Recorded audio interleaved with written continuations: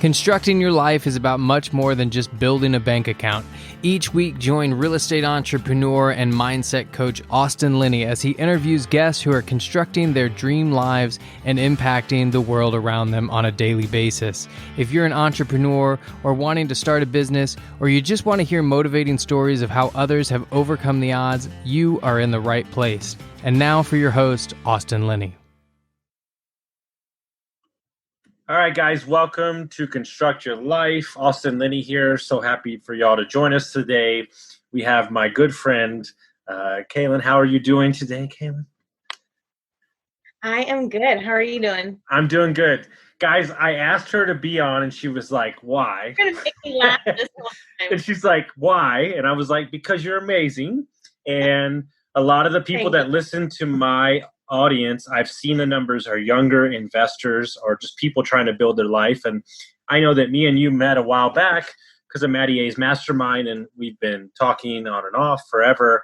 Yep. And so why don't you tell, and the reason I brought you on is because, you know, somebody that has 1,000 units or 10,000 units, it's hard to relate to the listener. But somebody that is newer to real estate, you know, y'all are looking to buy your first house, you're getting married, all these things. Mm-hmm. These are things that people can relate to. And so why don't you tell us, you could start in college or wherever you want to start, but let's talk about kind of where you want to go. We'll just take it on. Well, thank you so much for having me on. I love sharing this story. You've helped me up to this point, so I'm so grateful for you. But basically, so I graduated from Chico State in 2015, and I always had this, and I think a lot of people say this, like this founding love for real estate. Like, I don't know what I loved about it. I think I just love the fact that I can be hands-on with people, the communication aspect of it, but I knew that I wasn't ready to just jump fully into commission-based. Like, I just knew that. So I said, okay, well, if I want to get involved in real estate, but I don't want to be the commission aspect, what can I do? So I'm not joking, I moved back in with my parents and I walked into Keller Williams in Elk Grove. I literally walked in and just said, hey, do you have a job? Do you have any kind of like something I can do that maybe I could be paid a little bit for, internship? And it just so happened that their front desk position had opened up. So I started working at the front desk. I worked there for about 8 months, and then I was so grateful to become the executive assistant to the top producing agent in that office. So I went for 8 months. I just watched as commission checks came in, as I saw everyone's lifestyle, how that worked, and that really intrigued me. And then I saw like the back end of it. And then I got to be for 2 years, I became licensed. So then I was a licensed executive assistant, and I was hands-on on over 100 transactions. So I was hearing the verbiage, I was hearing the conversations, I was seeing the good, the bad, the ugly. I mean, we all know real estate is not easy, and there is so much to it than just helping someone buy or sell a home. And you don't just receive $1 million commission check. Like, a lot of people think about real estate, like you have to find your niche of people, you have to go out and, you know, start your business. So I worked with her for about 2 years. And at that point, I saved money, not enough that I thought, but I saved money. And I said, you know what, I'm just going to try to do this. I'm going to go out on my own. And so what I did was I went out on my own for a whole year. I said, I think that's when you and I were chatting. I mean, I got to my 6 months in my first year. I did very well. My first 6 months in real estate, I kind of became overwhelmed, but I kept telling myself 1 year, and then I'll decide whatever that means. If it means I get a partner or I join a team. So I hit my 1 year, and then that's when you and I really hit it big on our conversations. And I looked at teams. I'm a huge analyzer, so I looked at every single team. I watched them. I saw people go to a team and join it for 2 weeks and get out of there. And so then I literally reach out to them and ask them why. And then a year later, I joined a team. And now today is my 1 year on my team. So I've been out on my own for 2 years. But today is my 1 year. They just posted it this morning, today. That's so crazy. I know. So let's unpack. Wild? The universe is interesting. Let's unpack a couple things. When you're newer to the business, you know, I try to tell everybody, too many people are focused on what money they'll make in a deal and so on and so on. Proximity truly 100%. is power. So by you saddling up next to the number one producer and seeing that many transactions, I would imagine that when you got out on your own, you probably had more knowledge than most agents. Most people. And I always tell people that too, when they're like, Kaelyn, you're killing it. Like you're in 2 years and you've literally done X, Y, Z. I think that's something we talked about too. I never forget where I came from. So I always do remember, and I do remind people that I did have that step ahead. I was very hands-on. I was making the calls. I was going to the inspections. So I don't forget that. I do know that I'm very blessed that I had all that, but what I also will tell people is, you think it's a certain way, but for some reason, when you're on your own and that business wasn't my business, right? Like when I went home at 5, like I didn't talk to the people, I didn't get the calls at 9, 10 o'clock at night. So I only knew so much. When you get out on your own, there's so much more that you're hit with that in my mind, it's like, oh my gosh, like when it's actually your deals and your clients, there's so much more to it. So I still had to learn. I thought I knew everything, but I didn't. And I think when I talk to a lot of real estate agents, because I do have a lot that are in my world or younger and newer, I think that there is a part of a young agent that doesn't understand the gravity of a transaction for a family, right? Doesn't understand when it's somebody's first home, and it's just a deal. But you have to understand, these are memories that these families will have. These homes mean more than 4 walls and some sheetrock, even though I'll tell you, if you're in an investment, it's a different deal. Right.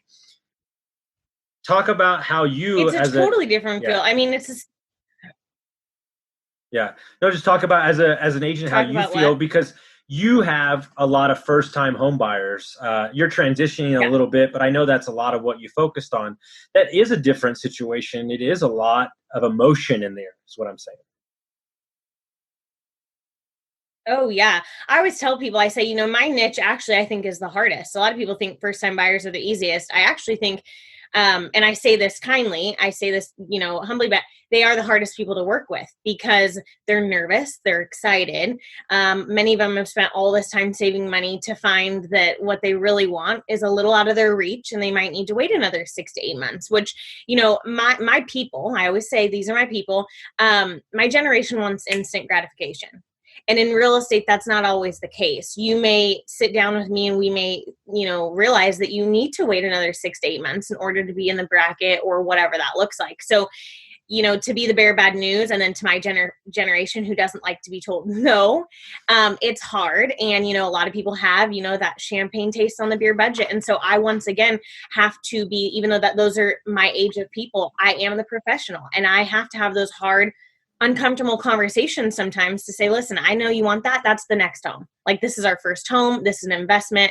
This is not your 10-year home, maybe 4 to 6 years. So I have to have a lot of hard conversations. And what I would say, and I'll keep it short, is I actually am not a sales girl at all. Like, I'm telling you right now, my worst job that I ever had was when I worked at Pier 1. The only time I've ever stepped in Pier 1 again is with my mother-in-law, because she loves to buy little trinkets for like Christmas. But I was the worst person because they told me, when I worked during Christmas time, you have to go up to people and ask them if they want to open up a card. And I'm like, that's so awkward. Like, someone came in to literally buy a cup, and I'm going to go up to them asking if they want to buy a card. Like, if they want to buy a card, or open up a card, they'll come to me, and then I would be glad to help them. So I think that's been the transition for me in sales. Is what I love about real estate is I get to have that communication with people, and I get to walk people through this journey.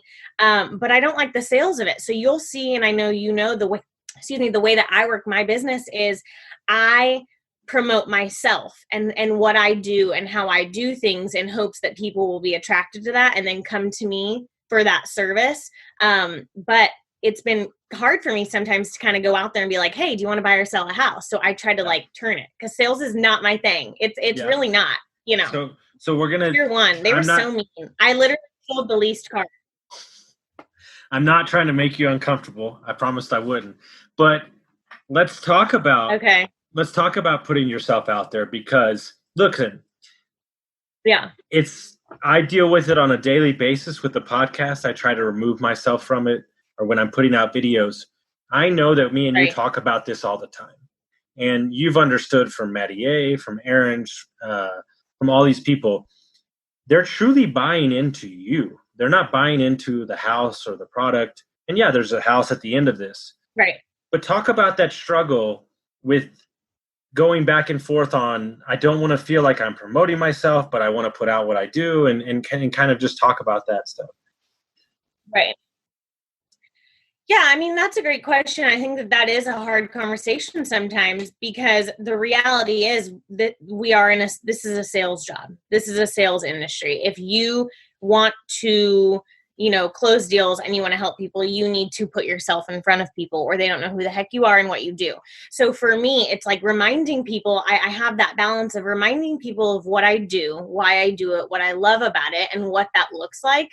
But also respecting people in the sense of, people don't like someone to just reach out to them and say, hey, how's your day? And the moment they say, oh, like, it's great, you're like, oh, cool, do you want to buy or sell? Like, that's annoying. And I know that as a consumer myself of other products that people have tried to sell, I've analyzed that and what I'm attracted to. And so I try to like kind of mirror that. But the reality is, you have to go to the business first. And especially when you're younger, jumping into this industry, a lot of people don't take us seriously. So you have to go out. I mean, my first year, I was door knocking, I was cold calling, I was doing open houses every single weekend. And I did not like that, but I had to set up a foundation. And so I think you grow when you're uncomfortable. And I was uncomfortable. I didn't like the door knocking. It was uncomfortable. But what I will tell the new people that you work with too, the new agents, is you have to set that foundation. People don't just hand you business. If you are able to just be handed business or whatever, then that's great. And you should be humbled and very fortunate for that. But when you are starting out and you're younger, I had to set that foundation, and I was uncomfortable. And there was times you and I had that conversation where I was like, I don't know if this is for me. Like, I know I love to help people, but I don't like the sale side of like going out and getting in front of people like that. Now it's natural to me. It doesn't scare me because I know that I'm coming from a good place. But I'm at that point now where I've created such great foundation that my business is mostly referral, sphere of influence, family and friends. So in two short years, I basically have my business is referral. Yeah, and 100%. But and because I did that foundation of being. And let's dig into that, if you don't mind. Did I answer it? Tell me, Linney. Did I answer it? You crushed it. You crushed it. But what I want to talk about, because there was real conversation of you walking away. I mean, there was a real conversation. So let's talk about you 100%. had the early success. But the success was destroying your personal life, but it was also destroying you because the business was running you. You weren't running the business. So let's talk about when you were in that storm, and you have a fiance, but y'all were dating at the time. Yes? No? Yeah. Let's talk about that. Right. Correct. Yeah. So, okay. Well, let me start with this. I will say, I think the hardest thing to do in this business is set boundaries.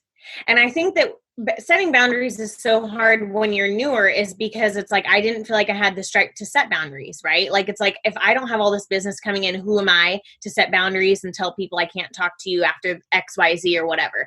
And so I was letting the business run me because I just felt like I didn't have enough under me, or anything major that had happened to me in order to set those boundaries. So when you and I were chatting and I was really struggling, it was when I was doing everything on my own. I was on my own. There was so much behind the scenes I didn't like doing, like the paper shoveling that I was having to do late at night. And then my business was blowing up, and I had my, now fiance that I was still trying to like keep that balance. But when you're newer in the industry, it's really hard to be like, oh no, I don't need to work with, so-and-so. I have enough business going. It's like, no, you need to take every little thing you can. So I for sure struggled. And I love how you said the business was running me. And I think we've talked about it. It's like, at what point did it turn around? And it turned around when I realized that not only was my personal life kind of like crashing because I was putting everything onto my business, but my business didn't care. Like, my people don't care. They go to bed at night. They don't empathize with what's going on at home. Like, that's not their issue. It's not their issue that I chose to, pick up their call at 11 o'clock. And so I think when that was a 180 was when it was like, what's more important to me? And what's important to me is that not only do I have a great foundation at home and I have a great relation with my husband and my future children, but then I also have a great business too, of people that respect my boundaries and are okay for me to call them early in the morning if they talk, they reach out to me at 10 o'clock at night. What I tell new people is you have to, though, go through that struggle in order for you to be so confident in why you're setting those boundaries. If you don't know why you're setting those boundaries, then it's going to be very hard for you. And so for me, I know now that if someone reaches out to me at 7:00 at night and I'm sitting down with Nick for dinner, I do not feel bad saying, hey, at dinner, I'll call you later. Let's chat in the morning. Before I felt bad doing that. But now I don't feel bad. Why? Because I know that I'm setting that boundary because I want a great relationship. And in order for me to have a great relationship and have a healthy business, I need to set those boundaries. And so people may have to struggle a little bit like I did, you know. And at the end of the day, your clients or people around you will move and dictate how you set the terms. I have a good friend of mine who's probably one of the best salesmen I know. Seriously, baller. He says that if he has a client email him or call him too much, he will not respond for 24 hours. And what he's doing is he's setting the tone. Really? He's setting the tone on how they're going to interact with him. But more importantly, and this took me a lot longer than you. When you realize that every day is the next best deal of your life, you will remove yourself from scarcity to abundance. And that is a confidence that's setting boundaries. But more importantly, by removing yourself from scarcity to an abundant mindset, you're opening the universe for creativity, and you're opening the universe to give you tenfold instead of onefold. Right. And that's what you're doing. That's what you Couldn't did. agree more. You said, for sure, I'm not going to chase the deal because the deals are coming. Yeah. And also too, like, I mean, real estate aside, I think we're all as humans, like, struggling with that whole, I don't even know if balance is real, but really that balance, we all want a great life. We all want a great, you know, personal life, business life, all of that. And I do feel that when you have that mindset, when you're first starting out, when I was like working from scarcity, I was, you know, in my mind, I said, well, people are going to be so mad if I don't call them back, or they're going to be so annoyed that I'm at dinner. But really the people that I want to work with, and that's why I have such great clients, is they like that. They respect that. I mean, I remember once I texted a client recently, like, hey, I'm at dinner with, you know, Nick, let me call you after. And she's like, oh my gosh, perfect. Enjoy your dinner. I think what we forget is as salespeople is other people are doing stuff as well. Like when you go to the bank, right? The bank closes at 5. You can't do anything after 5. There's certain things that we just cannot do after a certain time. Mm-hmm. And so that can wait. And I think it's all people want is just to be communicated with. So the moment that I was over communicating, letting people know, like, hey, like, sometimes I'll literally be like, hey, I know we're having a great conversation. I'm going to sit down for dinner real quick. I'll call you in an hour. Cool. You just communicate. Like, and I think we just forget that we could just communicate with people. People like to be communicated with. The issue is with, you're never calling them back. You're never letting them know what you're doing. Like, I have my life. And when I'm running my life the way that I want to run it, like when I'm actually sitting down for dinner and I'm doing XYZ, you actually get a better me. Oh. When my fiance and people at home are not happy because I'm just being a little busy, you're not going to get the good me, because now I'm pissed off that I'm now working with you over them. And it just, people don't understand that. When you have that balance, everybody gets the best of both worlds. So I'm confident in that. And I'm so excited to continue to run. I know you're proud of me right now. Because I've just come so far. Dude. Are you going to get emotional? Yes, I'm full on emotional right now because I'm dead. I've come a long way. I'm dead serious because, guys, true story. Like, I made Lenny cry. I dealt with her through the fire, and I told her, I told her 2 days ago, I texted you, I said, this person that you are right now is so amazing because you are showing up in public as the best version of yourself and to your soon-to-be fiance, which I'm sure he's appreciated, and so your relationship is stronger than ever. Oh my God! Yeah.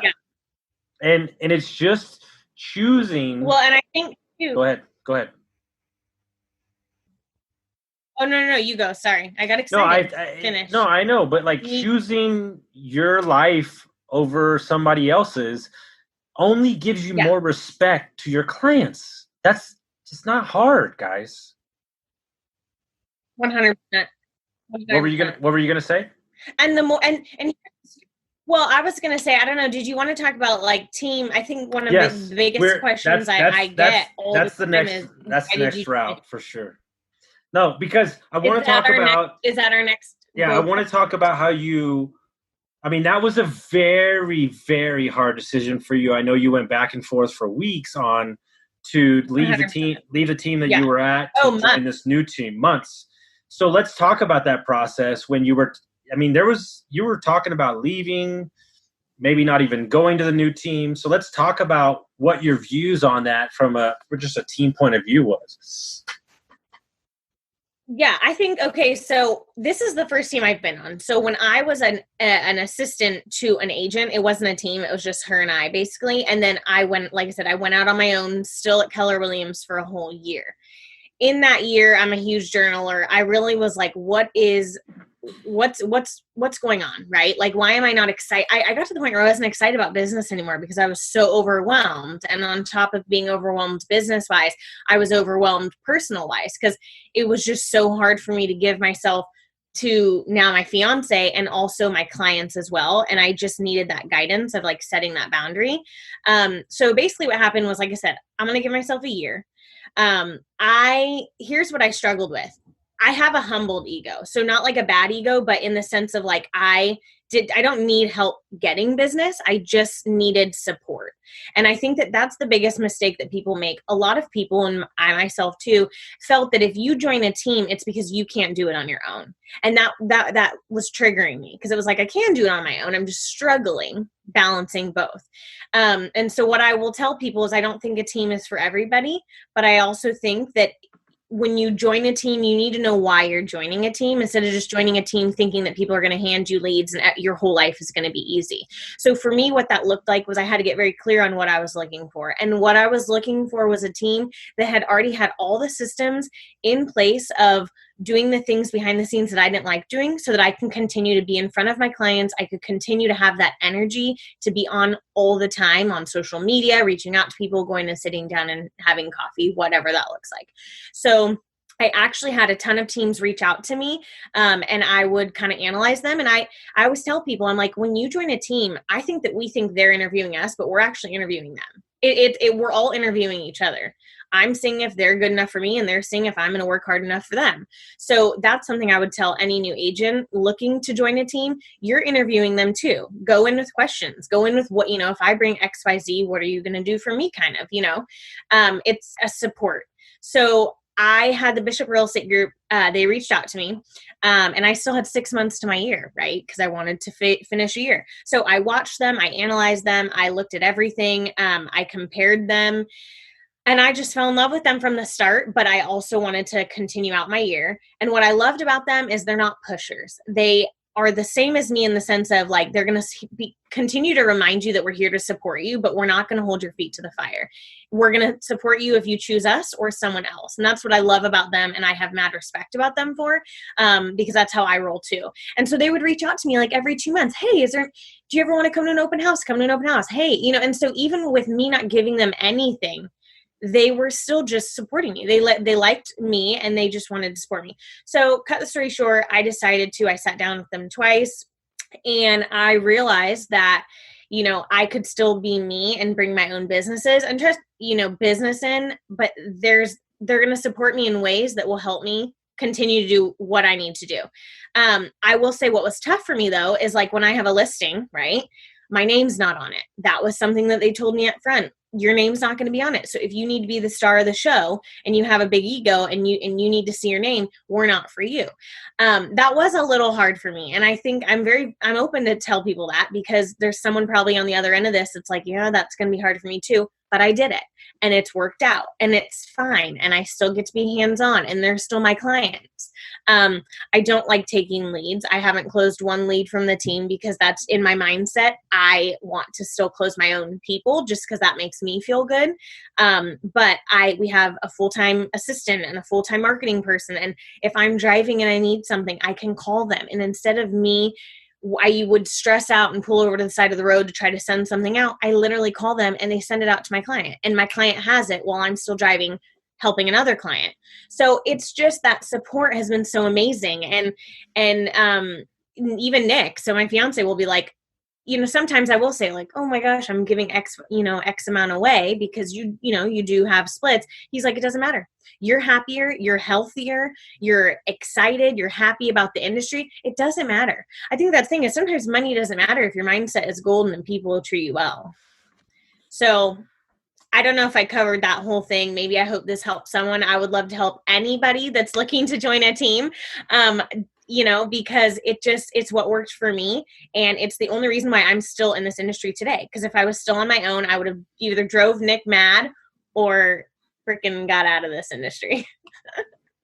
My capacity was too much. I couldn't do it all. Mm-mm. You're going to make me cry twice. I look, guys, the reason I talk a lot, Lynn. You better talk, Lynn, because I talk too much. The reason I'm so emotional is because I have been there right with her this whole journey. And I don't even know who this person is. Yeah. I really don't. You are flourishing. You're confident. You're right where you need to be. Let's talk about just in the last couple of months with everything that's going on in the world. How many deals have you closed? Because you're still just crushing it through this whole thing. Like what I think was April your best month. I think I saw. No, I think it was May. May was a good month for me. How many deals did you close? I've closed this year.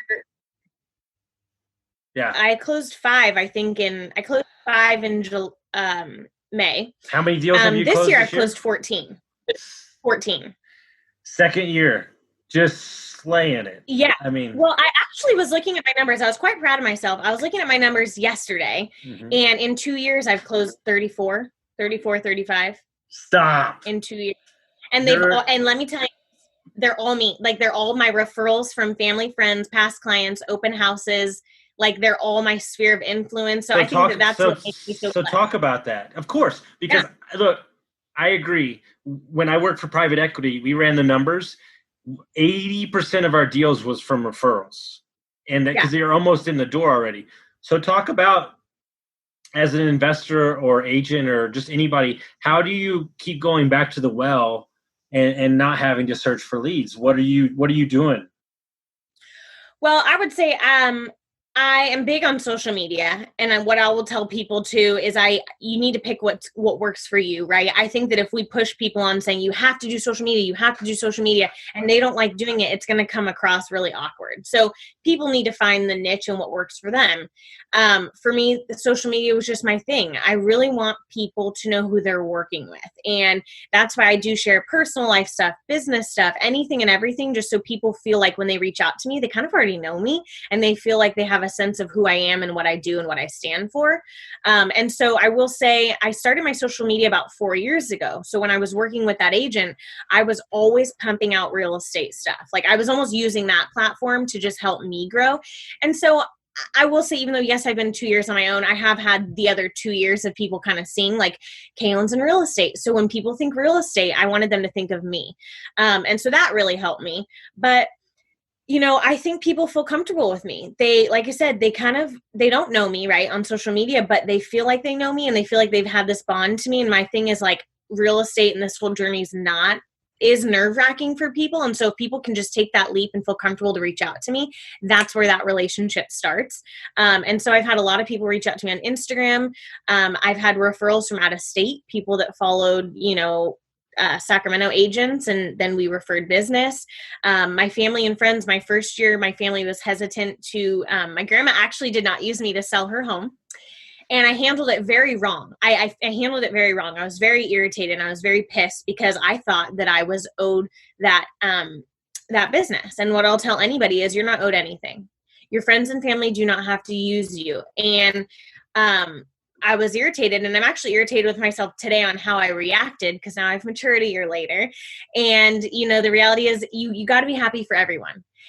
There's so many agents out there now. I see friends all the time that buy a home, and there's a part of me that's like, gosh, I didn't do well enough. Like I didn't, obviously I just wasn't for them. But what I realize is you got to be happy for people. And the more happier you are and the more genuine you are, the more people are attracted to you and want to work with you. So my first year, yes, I reached out to my whole sphere and my family and friends, but I didn't reach out saying, hey, do you want to buy or sell? I said, hey, I just joined this industry. I'm super stoked about. If you have any questions related to it, if you wanted me to run a CMA for you, if you just want to chat, I'm here for you. And I just started with that genuine and just coming from a place of like knowledge and I'm here for you. And over time, I think that people just grew a respect for that. And then they felt more comfortable. Once I started doing more deals, they felt more comfortable to refer me. And I think really my videos and just showing people how hard I'm working resonated with them. And what I will tell you too is new agents jumping in, you know, you're scared, right? You don't have anything under your belt. It's really hard. It was hard for me to say like, oh, I've closed 3 and someone's closed 30 already, right? That's hard. But what I will also say is a lot of times the newer people are the ones that'll work overtime. They'll work the hardest for you. And so I think that it wasn't trying to prove people of what I was. It was just showing what I'm doing to be better. And every day I'm better. Every day I'm learning more. I'm not the fastest, smartest, strongest. But I will work hard for people and I care about their business and I'm still going. I'm learning every day. I know people in the industry that have been in for 30 years and they've still not gone through situations I've gone through with my clients. So that's just how I've been able to retain my clients so far. And I'm just hoping it can continue to be the referral based. I might have to get off this podcast because I'm a wreck right now. I'm so happy. Are you a wreck? I know you're like emotional over there. What's going on? I can't help it. I'm so happy. I tell people all the time. They're like, I tell people, I'm like, I almost got out of the industry twice, and they're like, what? Why? You're doing so well. And I'm like, this industry can knock you. I mean, it's like I said, for someone who does not like sales, and I do not always like the confrontation. Even though now I'm like, no. I've become stronger because you have to be. If you're not strong in this industry, you're going to get eaten alive. And I've gotten eaten before. I mean, I literally have had agents call yelling at me. Agents are brutal. So that was not what I wanted. Like, that's not the industry I thought I was joining. And I think that that's why I've done well, though, is because it's so much relationship based that's what's kept me afloat. And but you got to have a tough skin. And what people have to understand is you as a person. If you are where we are moving to in society with Instagram, LinkedIn, all these fucking things, just it's be wild. You. Just look, dude. Yeah. Everybody knows my story. Trust me, from the podcast. I lead with that. Right. Like, who cares? Like, why put that? Like, dude, this is where I was. You know, it is what it is, and people respect that more by just being true on who you are, and more importantly, this is the kicker: you will attract the right type of people in your life. As simple as that. And it'll push away the people. I read a quote yesterday. Right. I love it. It's my favorite one. Be so damn happy that negative people don't even want to talk to you. Like, I saw that this morning. Yes. I love that I saw that this morning. So we're gonna do something interesting. This is gonna be a little interesting for you. I just thought of this. Making me nervous. No. So you're 2 years into the business. Yes. I want you to have a conversation with Kaelyn, who started 2 years ago, and give her advice if you could tell to her now. Holy crap. How much time you got? I got a freaking shit ton to say. Let's go, baby. I would tell honestly, and you're saying like starting in the business, like my future self or my past. Yeah, exactly. Yeah. Be who you are, be humble, be kind. Be honest about your journey and remember that your first chapter is someone else's chapter 30. Like there's so many people that are doing well. The people that you're looking up to and the people that are doing well started where you're at. And they have grown and they have all this stuff under their belt because of time. You're going to make mistakes. You're human. And unfortunately, you're going to learn at the expense of others. I think that was the hardest thing for me to learn is you're going to learn at the expense of others. And you just have to be graceful and smile and have people's back and say sorry when you mess up and own up to things because you're human. Don't be too hard on yourself. Set your boundaries and get very clear on what you want your life to look like. If you want your life to look like you're doing 40 deals a year, then yes, you're going to be working your tail off. You probably shouldn't have a relationship, or if you do, it's not going to be healthy. And if your relationship is your number one thing, don't lose sight of that. And don't be afraid to walk away from business that doesn't serve you. Damn. I mean, boom, baby, got it. I might cry for a fourth time, guys. Hey, I'm a cry. You know what? I've cried so much with my wedding planning lately, but I have no more tears. So okay, I have no more tears. So just to talk about life in general for anybody that's listening, it's been a wild year. Would be an understatement. I got divorced. Shit's crazy. I got laid off. You know, life's crazy. Your wedding. Everybody's having a wild year. Your weddings, and we don't know. You know, you just had your bachelorette party. Talk about that. When life, you know, everybody, like I did a podcast a while back about absolutes. Everybody lives their life on absolutes. Nothing's going to change. That's a mistake. Life is crazy. Right. So let's talk about how you navigate through life when you don't know if you're going to have a wedding. Nothing seems right? Talk about how crazy that journey's been this year. Oh man.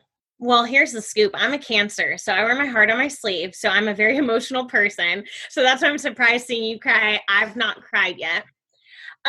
You know, it's been tough. And I think that I always tell people, I'll start with this and I'll lead with the rest is, I don't think everyone's meant to be vulnerable and tell people how things are going. I think that I just don't think that's everybody. Like my sister, she wouldn't be vulnerable to people. Like that's just not her personality. So I truly believe that if you have that platform and you're okay to be vulnerable, you should be. And so this is me just being vulnerable.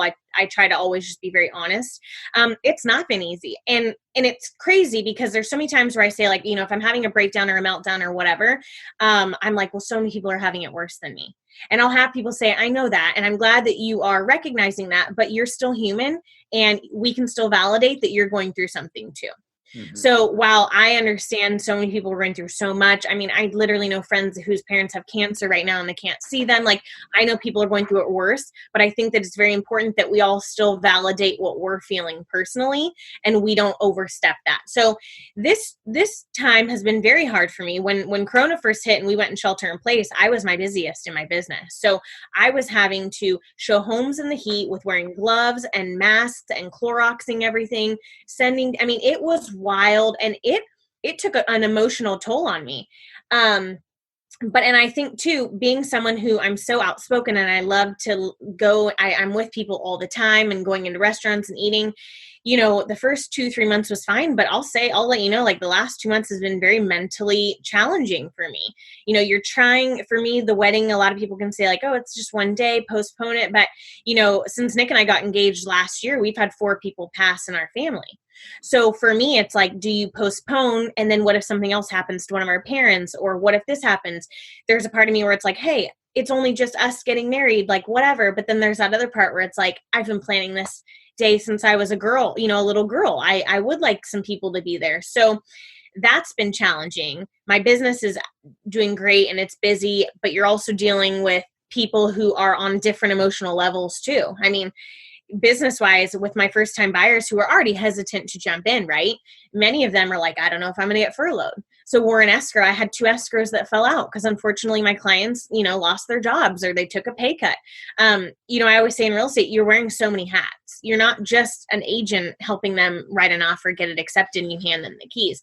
You are their emotional support a lot of times. And so I would have people calling me while I'm here fighting with Nick about a wedding thing or this and that. My client's like, I need to talk on the phone now. And they're calling me crying, going, I just lost my job. Am I going to lose the house? It's emotional, right? Like there's so many things happening. And I think that all we can do is just give ourselves time and grace when we need it. And my team told me I got to my capacity at one point. I had people reaching out from my sign call from one of my listings. They basically called the sign and they weren't represented. And I actually, in that moment, I was very proud of myself. This was a month or 2 ago. I said, I don't have a capacity to take on any more buyers right now. And I referred them to someone on my team. And to me, that was a huge step in growth. Yeah. I gave them away. No, stop. You know what you did right there? Just so we can, I want to drill it home. Okay. Okay. What you did right there is you stepped outside of your ego and you chose your life over a dollar amount. And 100%. Yep. In the moment, that seems like it's just, that's what it is. But that moment right there is quantified 30 times over for the rest of your life. Because when you are in, I can't talk about that right now, but I'll save it for another podcast. But when you are in the moment and you have chosen yourself, your husband, your fiance, my family, but more importantly, you've told the universe that you're okay. And when you tell the universe that you're okay, it just shines that sun just a little more brighter on you. Yeah. Someone said to me Go ahead. Yeah. Sorry. No, you're good. Someone said a long time ago to me, they're like, when you're in a good place and you know who you are and you know how you want to run your business, you will be okay to let people go. You know, my biggest thing is I never want, you know, I do care what people think about me. And if I feel like a client's not happy or satisfied, it eats at me. I can't sleep at night. I care about what people think. And so for me, I'm like, there's no way I could give someone away. If someone wants to work with me, like, that's exciting. I can't give them away. But I also know that you're doing them a disservice by taking their business, knowing that you don't have the capacity for it. They don't deserve that.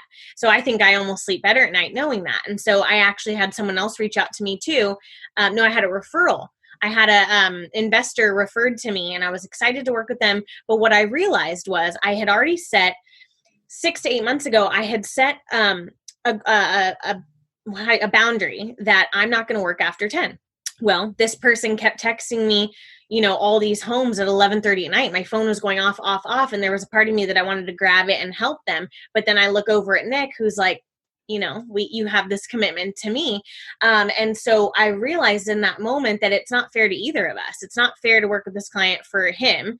And it's not fair that that client's working with someone that is not able to, you know, commit to their needs. And so it was hard, but it was actually easy. I called her 2 days later and I said, listen, I want the best for you. I think you deserve the best. I want you to be taken care of. And I just don't think we're aligning because I'm not able to take those calls at 11:30. And while I want to so bad, it doesn't align with me. And she thanked me and was so happy. And I referred her to someone else. She's happy taken care of with someone that's a night owl and up and is able to help her at 11:30, 12 o'clock at night. And I'm in bed watching TV with Nick at 10, and the best of both worlds. Everyone's taken care of and I feel good. All right, guys, because she made me cry a bunch. I'm going to try to get her. All right. Yeah, you're not gonna make me cry. I'm telling you right now. My tear ducts. No more tears out of this, baby. Mm-mm. So I just wanted on record, because literally I met her when she was thinking about getting out of the business. I've said this to you privately.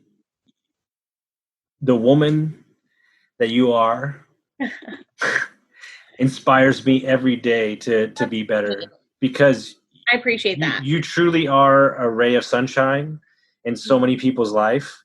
And you have a lucky fiance and you have a lucky niece and family. And you are an amazing example of what tenacity and not giving up and choosing yourself first looks like. And that's why you're on the podcast, because your story is amazing and it's only just getting started. And we're going to do another one of these a while back later on. But I just want to tell you that my heart is full and you make me so happy. So you make me happy and I'm grateful for you too. I'm grateful for every day. I always say people don't ever forget the people that helped you along the way, is because you really did just say, do it. You said, figure it out. What do you want? You literally were like, when are you joining a team? When are you joining a team? You already know that that's what you need in order to grow and be sane in your life. Why are you not taking that step? Or what is it that you need before you take that step? Go get it. You know what I mean? Sure. And so I'm totally grateful for that. And I appreciate all your kind words. And I know that I'm just starting. And when I get hard on myself, I'm like, and comparing myself to people that have been in the business 6 to 8 years, it's like, I'm just starting. Like I'm just getting a roll on it. So I'm happy that I'm learning those healthy boundaries now, because I truthfully feel like if you go so far into it and you get so deep, it's very hard to get out. And so I told myself I want to set those boundaries and have a healthy, business early on. And you know what you've done, knowingly or unknowingly, right? And this is where it gets a little deeper. You've knowingly given your time and your attention to your unborn kids. 100% agree. That's what makes it personal. Yes. Exactly. Because you've made a choice that this is, I just did a rant about this. people get it all messed up. Right. It's a diet, or it's a trip, or it's this. No. It's a lifestyle. This is my lifestyle. My business is not my identity. Yeah. My business is my vehicle to spend time with my kids. My duty and my intention is to spend time with people that give a shit about me, which is my fiance and my unborn kids and my dogs and my friends. But so many people say, I'm only going to do it when I get here. Whatever. Like, that doesn't even make sense, because like you said, 4 people have passed away in that short amount of time. Like, you don't know. And so you've made a conscious decision that you're going to construct a lifestyle that suits you, and no dollar amount. And guess what, guys? She lives in California. It's not cheap. And so, and so you have to hustle, but you also can hustle in the right direction and not be spinning your wheels. And that's what we're trying to get at. And I can be proud of myself too. I'm not proud of myself when I, when I set a goal for myself and I fail. It doesn't make me proud. And so Nick is my goal, right? So and there's days trust me, I'm not perfect. There's days that I do take calls at 10 o'clock at night, but I make up for it. But he's my goal. So when I look at him, because I've done something that's gone against what we've talked about, and I see just in his face like disappointment, it's like, no, not worth it to me. Not worth. I'd rather do less business and make less money to have a more healthier family life, a more healthier relationship with myself. And I know that we're coming up on time, but I'll finish with this is, everybody's business is different. Everybody's goals are different, right? Like, I know people my age, like for me, I would love to, help 24 families this year. I'm halfway there, which is exciting. But I know people that are saying, 40 is their goal. Well, to do 40 to 24, you're working extra time and more. I don't want to do that. So, I have made it a thing is this, I would love to make X, Y, Z. I would love to help this many families, and I'd love to, spend this much time with myself and my fiance. What does that now look like? You can't compare yourself to people that want more than you, and you can't compare yourself to people that want less than you, and you can't compare yourself to people that are in different niches. I'm first-time home buyers. I'm not selling the $1 million homes, but I do have a game plan for my life. I'm selling, I'm helping first-time buyers in the next 3 to 4 years. I'd love to help them then sell their homes and then to buy that next home. And I'm just beginning. Like I'll slowly just start going up to where I don't have to close as many deals and I'm making more because the price is higher. But I also want to earn my stripes. I want to sell everything. I want to sell mobile home. I want to sell everything so that I'm humbled. I don't put my hand out, and I don't expect people to work with me. I'd love to work with people, but I don't expect them to work with me. You have to work with who you feel comfortable with. And that's all I can do. I'm just trying to live my truth and do my thing. And I get overwhelmed still sometimes, and I have to back it up. But that's when she calls me. And I will say, my future kids, I hope they're proud of me. I know they're proud of you. And that. Mm-hmm. Mm-hmm. I know they're proud of you. So how? Thanks. I can't wait. But I'm going to tell them, I'm going to get out there, go knock. That's right, baby. I can't wait to be a guest on your little show that you started. It's my favorite thing. But why don't you tell everybody how they get? I know I started it and I've been a little behind. Well, don't make me text you. Yeah. So how do they find you? How do they get a hold of you? Instagram, Facebook, all the stuff. Yeah. Instagram, well, you better tag me, but Instagram, I'm actually Homes with K. So on there is my email, my phone number. Anyone can reach out. One thing I'll say, I love getting back to anyone. I'll never forget when I was first starting out, I reached out to people I looked up to. Like I messaged them, like really nice texts, and they're not celebrities. So like they easily saw it and could have got back to me. And they read it and did not get back to me. And that was just really sad for me because it's like you look up to these people. So anybody that's new or starting out, if you reach out to me, I 100% will get back to you. I love to help people jumping in because I want to see them succeed.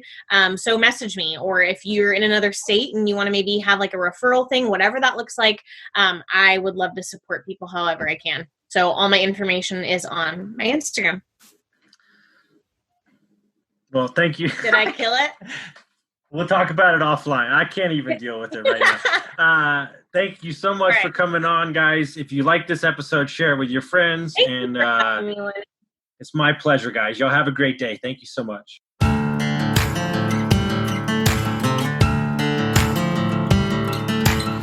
Thank you for listening to Construct Your Life with Austin Linney. If you enjoyed this episode, be sure to rate, review, subscribe, and pay it forward by sharing with a friend. Most importantly, take this opportunity to start constructing your life by taking immediate action on what you learned. For show notes, resources, and more information on one-on-one coaching with Austin, visit constructyourlifepodcast.com.